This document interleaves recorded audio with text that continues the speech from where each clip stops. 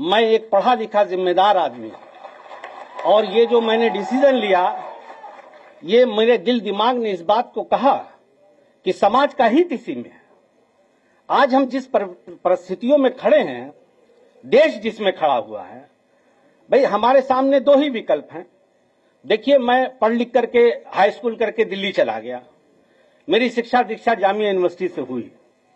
मैं एक पढ़ा लिखा इंसान हूं, I can understand the situation of country. तो मुझे ऐसा लगता है कि आज दो खेमा है। एक खेमा वो है जो इस देश को तोड़ना चाहता, बांटना चाहता है। मैं बहुत दर्द से इस बात को कहता हूं कि मेरी परवरिश में मेरे 99% दोस्त मेरे हिंदू हैं और मुझसे इतना प्यार करते हैं, बाखुदा मैं कसम खा के कह रहा हूं कि मुझे इतना प्यार करते हैं, इतना प्यार मिलता है उनसे कि मुझे कभी लगा ही नहीं कि हम लोग मजहब के नाम पे भी हमको कोई बांट सकता है क्या।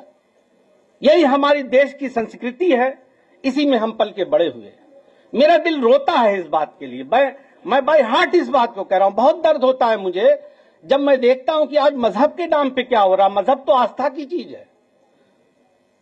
मैं एक बैग लेके गया, अगर इस देश का, मुझे घमंड से मैं इस बात को कहता हूं कि मेरी जिंदगी पे अगर किसी का एहसान है तो मेरे हिंदू भाइयों का है।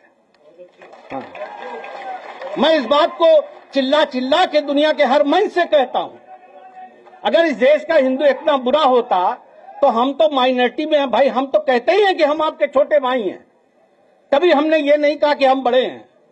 हमने हमेशा कहा कि आप मेरे बड़े भाई हैं, आप लीड करें, हम लोग पीछे खड़े हैं। मगर मेरे भाइयों, मैं आजमगढ़ से आए हुए लोगों को ये बात कहना चाहता हूं कि तुम्हारे इस भाई ने, तुम्हारे इस दोस्त ने ये फैसला किसी लोभ लालच में नहीं किया है, बल्कि ये समझा, दिल दिमाग से ये समझा कि हम लोग being a sincere citizen of country, हमारी क्या जिम्मेदारी है। तो लिहाजा मेरे दिल ने इस बात को कहा कि यकीनन हमें ऐसे लोगों के साथ खड़े होना चाहिए जो इसका विरोध करते हैं और इसको बचाने के लिए लड़ रहे हैं।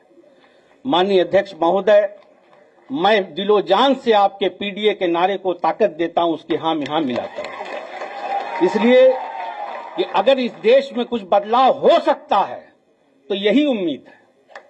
मैं तो ऊपर वाले से, अल्लाह से ये दुआ करता हूं कि अल्लाह आपको सेहत दे, लंबी हयात दे और ताकत दे, और हम लोग आज के बाद, हम आपके लिए पूरी जिंदगी आपके साथ हैं। और इस मंच से गुड्डू जमाली कह रहा है, चाहे मुझे यहां कुछ मिले या न मिले, मैं पूरी जिंदगी आपका वफादार रहूंगा।